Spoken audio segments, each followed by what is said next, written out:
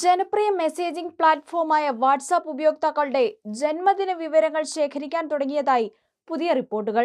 അടുത്തിടെ ഇന്ത്യയിലെ ചില ഉപയോക്താക്കളുടെ ആപ്പുകളിൽ വയസ്സ് രേഖപ്പെടുത്താനുള്ള പോപ്പപ്പ് മെസ്സേജുകൾ ലഭിച്ചു തുടങ്ങിയതോടെയാണ് ഈ സംശയം ഉടലെടുത്തത്.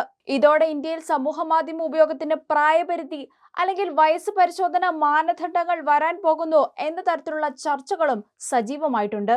ടെക് ലോകത്തെ പുത്തൻ വിവരങ്ങൾ പുറത്തുവിടാറുള്ള അഭിഷേക് യാദവ് എക്സിൽ പങ്കുവച്ച സ്ക്രീൻഷോട്ടാണ് ഈ ചർച്ചകൾക്ക് തുടക്കമിട്ടത്.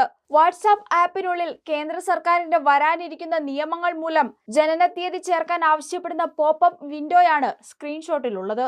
വ്യാപകമായ പ്രചാരണം നടക്കുന്നുണ്ടെങ്കിലും കേന്ദ്ര IT മന്ത്രാലയമോ വാട്സാപ്പിന്റെ മാതൃകമ്പനിയായ മെറ്റയോ ഇതുവരെ ഇത്തരമൊരു നിയന്ത്രണത്തെക്കുറിച്ചോ പുതിയ നിയമനത്തെക്കുറിച്ചോ ഔദ്യോഗികമായി അറിയിച്ചിട്ടില്ല.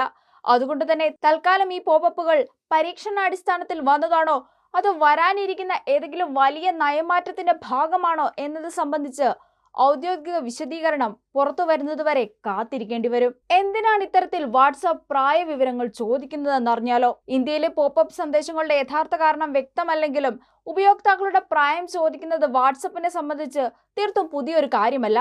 കമ്പനിയുടെ ഔദ്യോഗിക സപ്പോർട്ട് പേജിൽ ഇതേക്കുറിച്ച് ചില പ്രധാന കാര്യങ്ങൾ വ്യക്തമാക്കുന്നുണ്ട്.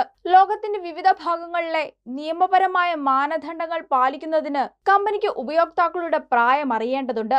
മെറ്റ AI ഫീച്ചറുകൾ നൽകുന്നതിനും സ്റ്റാറ്റസ്, ചാനലുകൾ എന്നിവയിൽ വ്യക്തികൾക്ക് അനുയോജ്യമായ പരസ്യങ്ങൾ കാണിക്കുന്നതിനും പ്രായം ഒരു നിർണായക ഘടകമാണ്. കൗമാരക്കാർക്കും മുതിർന്നവർക്കും തങ്ങളുടെ പ്രായത്തിന് അനുയോജ്യമായ സുരക്ഷിതമായ ആപ്പ് അനുഭവം ലഭ്യമാക്കുക എന്ന ലക്ഷ്യവും ഇതിനു പിന്നിലുണ്ട്.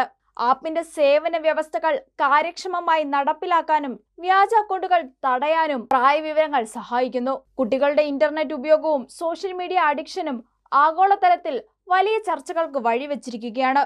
ഇതിന്റെ ഭാഗമായി പല രാജ്യങ്ങളും ശക്തമായ പ്രായപരിധി നിയമങ്ങൾ നടപ്പിലാക്കി വരുന്നുമുണ്ട്. 16 വയസ്സിൽ താഴെയുള്ള കുട്ടികൾക്ക് Facebook, Instagram, TikTok, X, Reddit, YouTube തുടങ്ങിയ പ്രധാന സോഷ്യൽ മീഡിയ പ്ലാറ്റ്ഫോമുകൾ ഉപയോഗിക്കുന്നത് തടയുന്ന കർശന നിയമം ഓസ്ട്രേലിയ പാസാക്കി കഴിഞ്ഞു. എന്നാൽ സാധാരണ മെസ്സേജിംഗ് ആപ്പ് എന്ന നിലയിൽ വാട്സപ്പിന് ഈ വിലക്കിൽ ഇളവ് നൽകിയിട്ടുണ്ട്. കുട്ടികളുടെ ഓൺലൈൻ സുരക്ഷ ഉറപ്പാക്കുന്നതിനായി ബ്രിട്ടനും പ്രായപരിധി പരിശോധനകൾ നിർബന്ധമാക്കിയിട്ടുണ്ട്.